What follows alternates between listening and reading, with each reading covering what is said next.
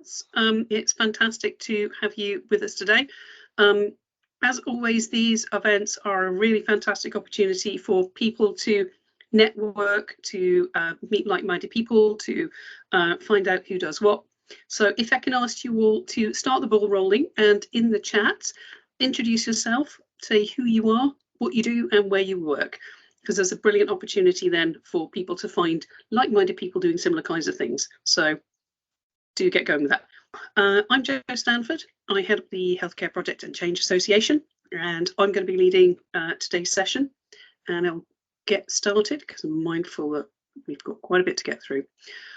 What I'm going to do, because I'm mindful that particularly the career development is often a very personal journey. And so what we will do is we will go through the slides, I'll go through the content, and if you have questions, if you can stick them in the Q&A, test out the Q&A button, and if anybody has a similar question to the one you want to ask and they've already got there, do upvote it, because the ones with the most votes will get asked first. But what I'll do is, if we save the questions until the end, what we'll do is we'll turn off the recording then, so that any questions that people ask, they'll get a personal reply, so there's no personal information is shared. But we'll get through the slides before we get to that part, if that's okay. Fantastic. Okay, so welcome everybody, lovely to have you with us. I'm just going to very quickly share a couple of slides in terms of other things to be aware of in terms of events that are coming up. Obviously, we've got this event today, but we've also got some other education and professional development community events also scheduled. So please do make note of the times and dates of those and get those in your calendar.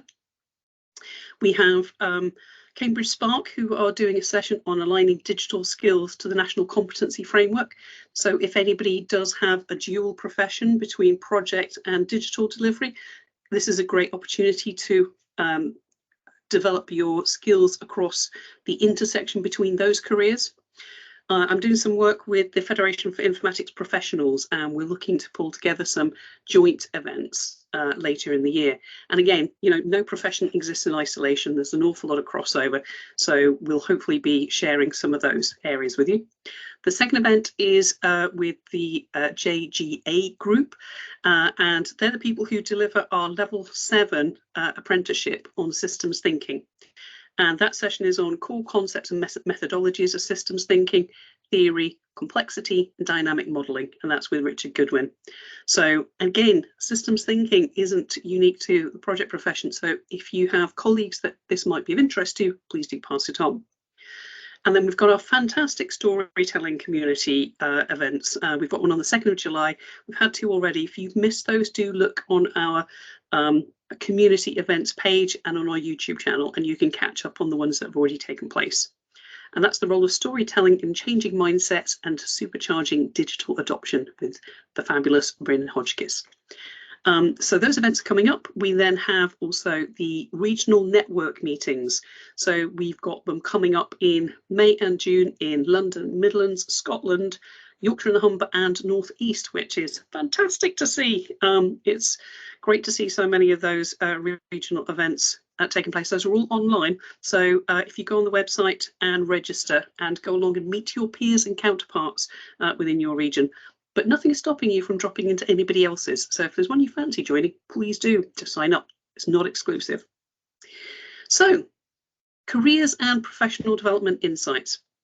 So I probably ought to start by just introducing myself and sort of just a moment about my career and background. So I'm Jo Stanford. I head up the Healthcare Project and Change Association, and I've been doing this full-time only for a year. And I'm a project professional by background.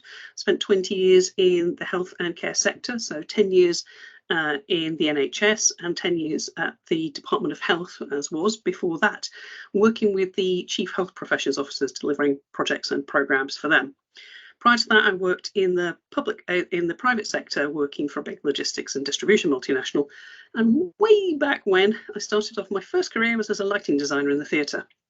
And I think that's probably something that's probably useful for everybody to be aware of, that Generally, most people don't start as project managers. They usually end up as project managers.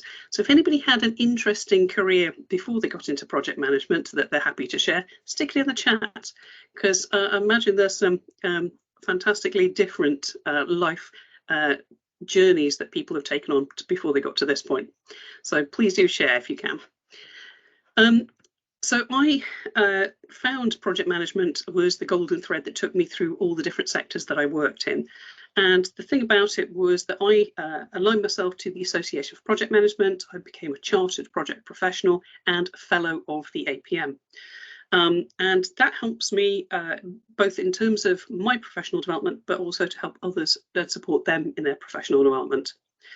So just talking about the APM and their counterpart, the Change Management Institute, as a healthcare project and change association, our professional body alignment is with both the APM and with the Change Management Institute, and that's about aligning to standards, competencies, and also accredited training. And there's a great deal of accredited training pathways that take you from the start of your career all the way through to mastery level and fellowship level. So that is one thing we'll come back to a little bit later and look at how the professional levels of accreditation that take place in the public sector align to those professional body standards. Speaking of the public sector, the public sector has a particular take on the project profession. It doesn't really have a stance on the change profession in any formal way as yet. We are hoping that they will integrate it more formally, but in terms of the public sector, and this applies, I think it applies to the 4 countries. So the standards are set by the Infrastructure and Projects Authority at Cabinet Office for project delivery, and there is a functional standard that outlines how programs, projects, and portfolios should be structured across all public sector organisations. It doesn't tell you how to do it, it's up to you on how to do it, but it just sets a framework around it. Aligned to that is accountability. So within the government regulations and legislation, things like the role of the SRO is a regulated role. So if anybody here is an SRO or is working to an SRO that you think might need to be aware of this, please be aware that the SRO role is an accountable role. They're accountable legally and they're also accountable to government. So the Public Accounts Committee is the place that you would end up explaining yourself if your big project went horribly wrong and it had a massive impact on the public sector. And these things do happen and people do end up in front of them. So please be aware that that is an accountable role. The project manager role is also an accountable role. So just to be aware, you could be sued or prosecuted if you are deemed to be negligent in your role as an SRO or a project manager or related roles, because it is considered that if you have done your job dutifully and flagged up any issues or concerns, that if something goes wrong, you have been accountable. If you fail to do that, then you could be prosecuted for not having done your job appropriately. So the scary stuff out of the way. DHSC is accountable to the Infrastructure and Projects Authority, and they have a Chief Project Delivery Officer at the Department of Health and Social Care who has oversight of the projects that are in health and social care that are on the government's major projects portfolio.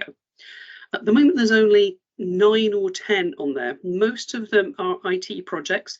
One is for Public Health England, the former Public Health England, it's now the UK Health Security Agency. They have a massive move from one site to another of all of their big and scary stuff that could kill everybody.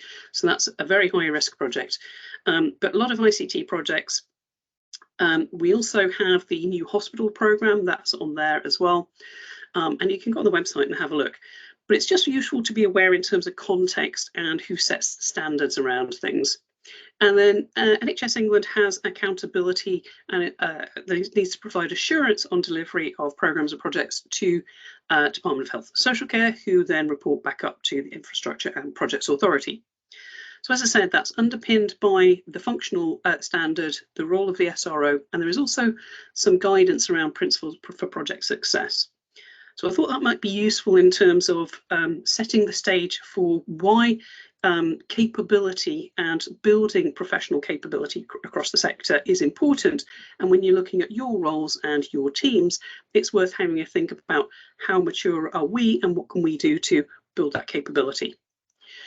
There are standards around project delivery for the civil service, and I'll come to that in a minute, but there is an underpinning framework that might be useful to be aware of. So this is the framework that we have adopted, and it sort of basically beats the one that we used to have, which we stole from Shell because they had a good capability model, but this one was better. And this is a government model for, you could apply any profession to it, and I've been sharing it with the other professions within the healthcare sector, going, actually this model would work for all of us, and building some consistency. It covers core things around learning and development, diversity and inclusion, organisational development, workforce planning, resource management and talent management. And all of those are pieces of the jigsaw of that puzzle, all elements that we will be looking to build and develop and get in place for the project and change profession across health and care. Some of them we're further along with, some of them we are just starting out with. So things like the workforce planning and resource management, there is work going on at NHS England looking at the non-clinical workforce now, and we're working with them to see how we can look at the project and change workforce and how we can look at the development of the workforce data and resource management. But that is to come in the future. So briefly then, I don't know if we've got anybody on the call who comes from a civil service organisation. There are civil service organisations in the health and social care sector. This doesn't apply to local government, so if anybody's from a local government organisation, apologies, because this won't relate to you directly, I'm afraid. But the principle would effectively be the same. If you work in the civil service has a framework, the government project delivery profession. And this is the career pathway, and there's also links to the other professions within the civil service. So UK HSA, Medicines and Healthcare Products Regulatory Agency, those are both arm's length bodies working in health and care who are civil service organisations, as well as Department of Health and Social Care itself. Most of us are probably on the NHS side, and may or may not be part of the Agenda for Change framework. And apologies again, if we're looking at the NHS, we're looking at the Agenda for Change framework. So that framework is for the civil service. We have adapted that and contextualised it for the healthcare sector. Central government tends to be more focused on heavy industry, big projects, so things like High Speed 2, Crossrail, all of those things, and that then tends to lean towards much more big major projects and also infrastructural ones. In the healthcare sector, we have a few hospitals that need building, obviously, but it's not the day-to-day job of the healthcare sector. The healthcare sector is there to deliver services for patients. So the majority of our projects tend to be things around service improvement, quality improvement. There's also the underpinning IT and digital and data services that obviously support all of that. We've got the transformation projects. We do have estates and infrastructure, obviously, but they don't necessarily make up the majority of the volume of activity that goes on. But we do look at how we can support different kinds of projects across the landscape. And in terms of health and care, I don't know how many people could have won a bingo game of this if we'd have called out all the different associations that support the non-clinical workforce across the healthcare sector, and this may not be exhaustive. These are just the ones I found so far. So we've got ourselves, HPCA, Healthcare Project and Change Association, supporting this professional workforce. We are currently hosted by HFMA, the oldest and longest serving of the associations, the Healthcare Financial Management Association.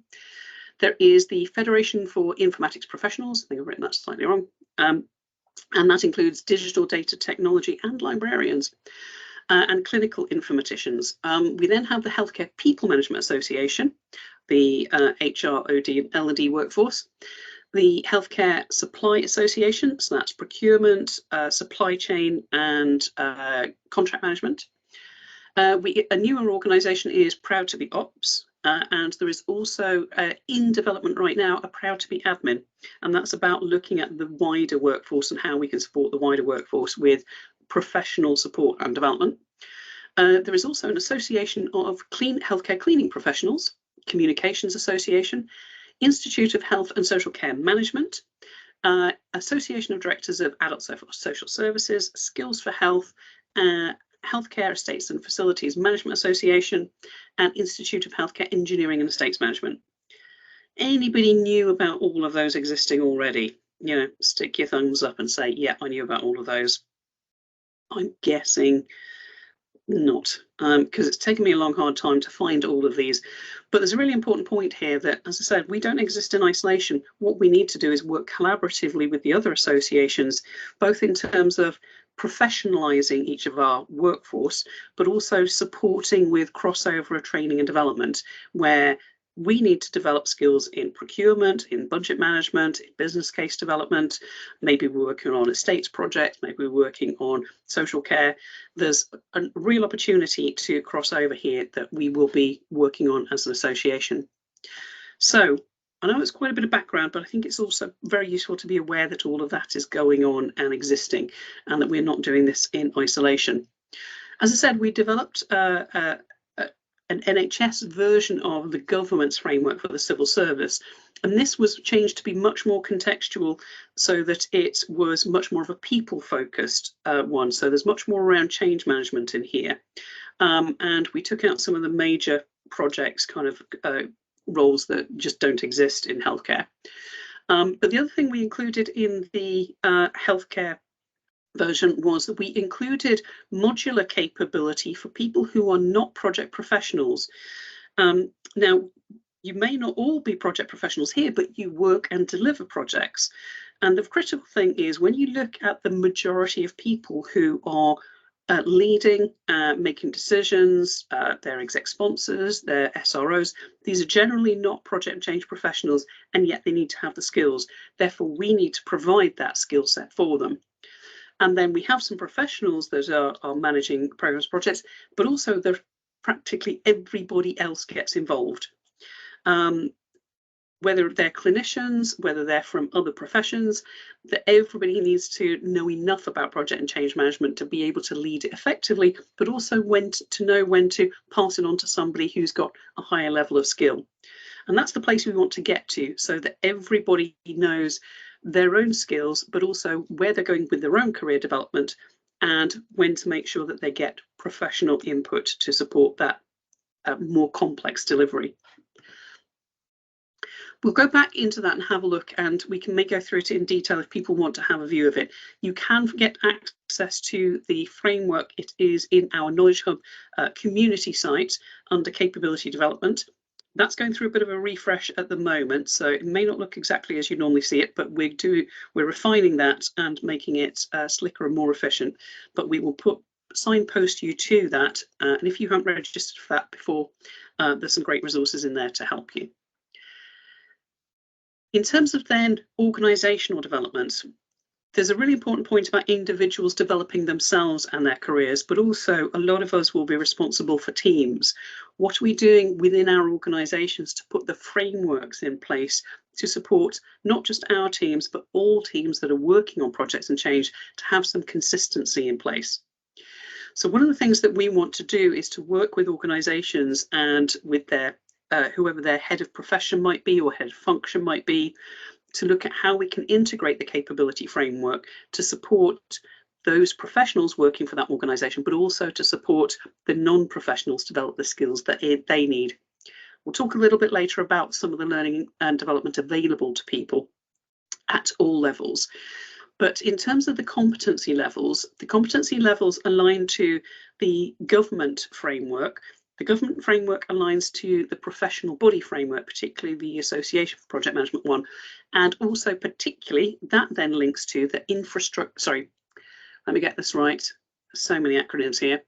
So the International Project Management Association, the IPMA.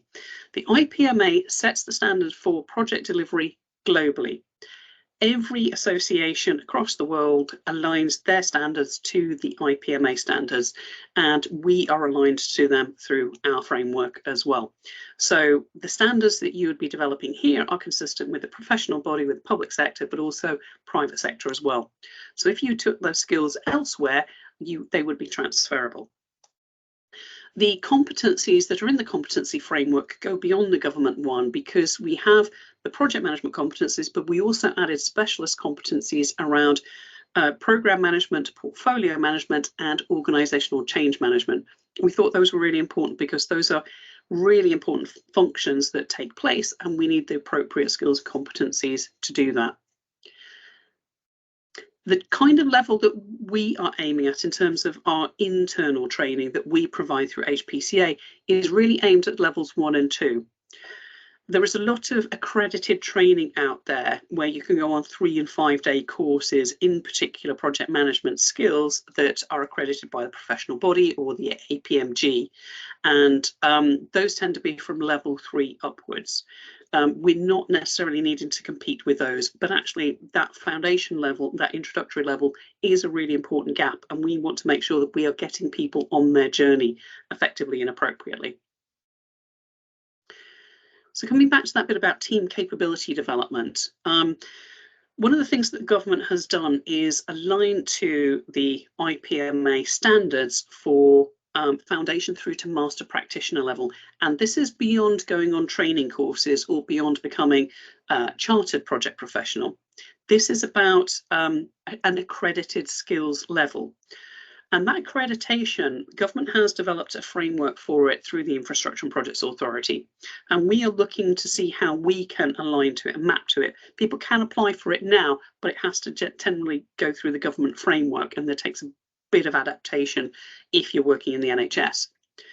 But that skills level development from foundation through to master practitioner, there is a bit that's just fallen off that page, it's on a different page, that talks about master practitioner level, is that people can apply and put in an application to say, I think I meet this standard, and therefore from the government's perspective, once you have been accredited at that level, that means that that's a transferable passport of knowledge and skill that could say you can move from one organisation to another, and deal with the level of complexity of the kinds of projects that your skill level matches. And that's something that they're wanting to develop, is an ability to be able to move the project profession around the landscape, so that people have more flexible and mobile careers if they want to, but also developing some consistency around skills and development.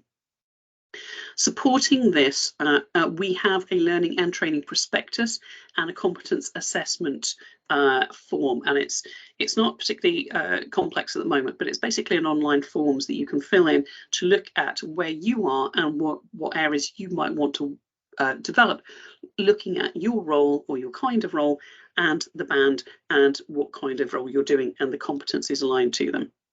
We can go into that in a little bit more detail if people want to see that in a bit more detail. The other bit in terms of supporting the professional accreditation is something that I'm quite passionate about, which is apprenticeship programs. The fantastic thing about apprenticeship programs is organisations are having to pay the levy anyway, and therefore the funding is pretty much there. It supports in-service staff to develop skills and build a professional step development.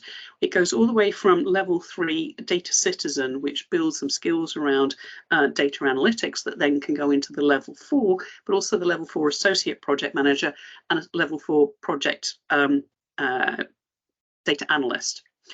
There is also a level 6 project management apprenticeship, and that comes out at degree level, and then we have a level 7 systems thinking practitioner. Because when you get to senior level, a lot of the impact of what you do has a ripple across the system. Understanding system complexity and systems thinking is really essential to make sure that your program or project doesn't create a negative impact in other parts of the system. We've got some sessions coming up around that might be of interest to people, and we've done a couple already that you can watch on demand if you want to find out a bit more about systems thinking. So we have a framework around the apprenticeship programs. There is a guide, both in terms of the summary of the programs, the courses and the training providers have all been pre-accredited. So there is a framework through Salisbury, the procurement framework specialists, and that means that you don't have to do the procurement yourself. You merely have to pick the provider that you would like to go with on that particular apprenticeship program. And then it's just a one-to-one contract between the organisation, the apprenticeship provider, and the individual that's going on that programme. There is a guide for employers and for staff that are wanting to go on it, so that can support with both getting it in place, but also helping you to make sure that you follow the appropriate process to get it in and on the way. We've got some fantastic apprenticeship experiences, and I know Elise is on the call today. Elise has just been the first person to successfully complete the Level 7 Systems Thinking Practitioner. So I just want you all to give a shout out to Elise and say congratulations, because that's fantastically well done. And if you're interested, we'll get Elise to talk a little bit about that apprenticeship. So if anybody's wants to find out more, and also how we can use that. Lauren's put her hand up, so we'll take that as a vote of one. We'll come back to you at the end, and then people can ask questions and find out a little bit more if you're able to stay to the end. Elise, is that okay? Fantastic. That's brilliant. Okay, why do we need to develop the profession? Well, there's many reasons. One is about building skills to be safe and capable within the healthcare sector. Oh, that was an accidental hands up from Lauren, but I'm sure, yes, James wants to know anyway, so that's good. Anybody else stick a thumbs up against James's comment? In terms of why we need to do this, as a project professional coming into the NHS, the one thing that concerned me was that I would often see programs or projects delivering to a target that they were really keen to deliver. It might be set by government, it might be a mandated thing, it might be, well, we must do this. But what I would see happen is that, you know, a year, 18 months down the road, that particular program or project had unintentionally sowed the seeds of chaos somewhere else. Their project had a ripple effect and caused a negative impact somewhere else. And suddenly we've got another crisis to fix. So now we've got another crisis. Well, there's another program that we need to set up, and then the same thing would happen again. And I would see this over and over and over again. We can't afford to keep unintentionally creating problems with the programs and projects that we deliver, which is why we need everybody to understand about project management, the clinicians, the finance people, HR, because we want them to be able to understand what impact their change is going to make and how we can make it safely, because there are patients at the end of this and we need to make sure that it's safe for them. The other thing is about the profession itself, and how do we support people to have meaningful careers within the healthcare sector, and also to make sure that those careers are diverse and inclusive. We did, when I worked at Health Education England, prior to taking on this role permanent, we did some analysis of the ESR data for people who had job titles across the NHS in project and programme and portfolio and change and benefits management. So we had and transformation. We had a raft of people under that. And one of the things that stood out for us was that when you looked at the data, and what you see on the left-hand side is on the top left, we've got ethnicity of bands 1 to 4, and below that, ethnicity of bands 8 to 9. And you don't need to be an analyst, I think, to work out that diversity is shrinking significantly the more senior the post gets. And then on the right hand side, we have the same thing, but in terms of gender. So bands 1 to 4, and we all know that the overall mix of the workforce is there's about 73% female to male working in the NHS overall. So you'd expect there to be about that level of split in terms of gender. But what you find, it's not quite as dramatic, but there is a most definite shift in terms of gender in bands 1 to 4 versus bands 8 to 9. And so what we need to make sure, both for the profession, for yourselves, and for everybody who's coming into the profession in the future, that we have a profession that is accessible to all and that everybody has the potential to flourish and to achieve the things that they are ultimately capable of achieving. And so we have an ED&I working group, and that group is looking at how we can support people to access resources that they might struggle to, and to look at how they can build their professional development. And this might be of particular interest to some folks on the call. So linked to that, there is a talent management campaign, and it's called Talent Time Banking. It's done through NHS England's talent management team, and that's around building diversity and inclusion and supporting that through the talent time banking. And so what we need is we need people to both be sponsors and supporters and ambassadors for it, and offer their knowledge, skill and experience. And it offers things like coaching and mentoring, careers advice, say interview support. I've kind of done all of those myself. I'm registered on there. But we need other people to provide their knowledge and skill and to help others along the way. So the link has been put in the chat. Please do go in and sign up for it. And everybody has something to offer. And it doesn't mean that you have to be the most senior person to be able to offer something to somebody. You know, if you're younger but understand more skills and technology that I, as an over 50-year-old, would struggle with, please offer that too, because we also need some help. But also signpost it to people that you think it could support in terms of addressing that diversity and inclusion barrier that some people struggle with. So I'm going to go on very briefly to the areas of learning and the levels of learning. Do get your questions in the chat. I will cover the content and then we'll go to questions and we'll just have a general chit chat about it. But we'll cover these first if we may. So first level, and this is around people getting that level 1 training, the absolute basics understanding of what is a project, what is change, why is it different from business as usual, what are the key ingredients for project success, so that's the project life cycle from start to finish. We have an introductory session on the role of the SRO, because we know that people are not trained in that, because that's not part of their core role either. And we have an introduction to benefits management and an introduction to change management. So if, depending on your journey and where you started out from, I notice people have come from military or from teaching or from other areas, if there is something that you haven't covered, but you would like to know more about it, this is the perfect place to start. So please do take on and have a go at the online learning modules if there's any area you haven't had a go at yet. So far, these are free. They're available to everybody. So share them with your teams, share them with your L&D function.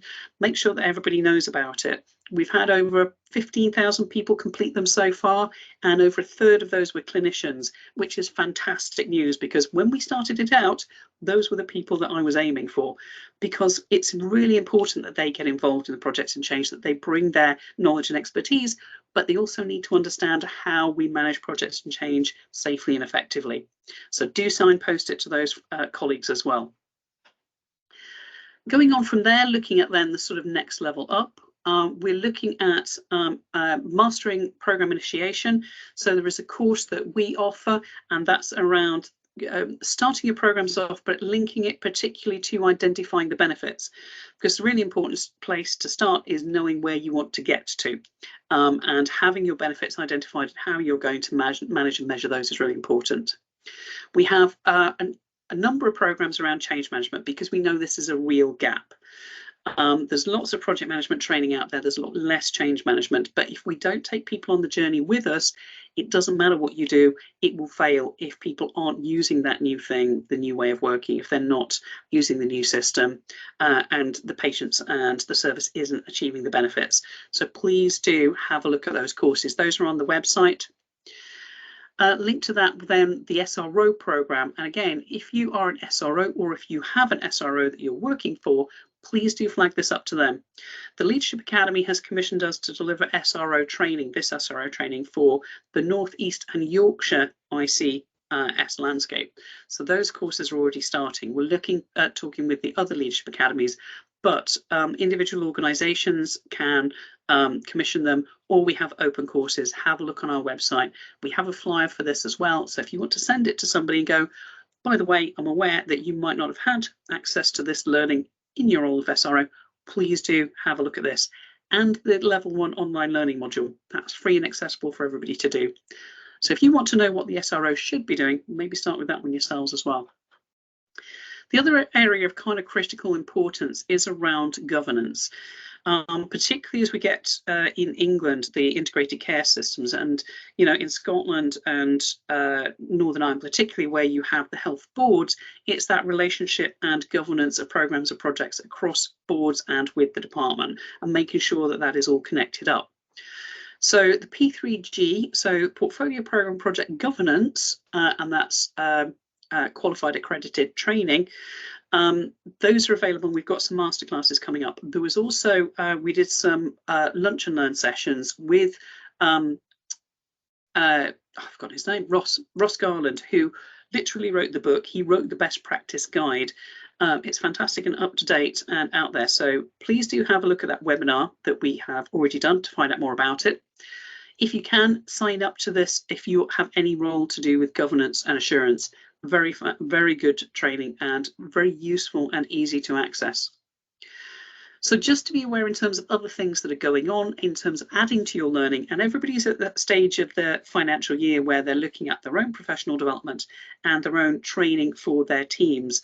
So if you're looking to pull that together to put a business case forward or to put some requests into your L&D function, please do look at the breadth of learning and development as well.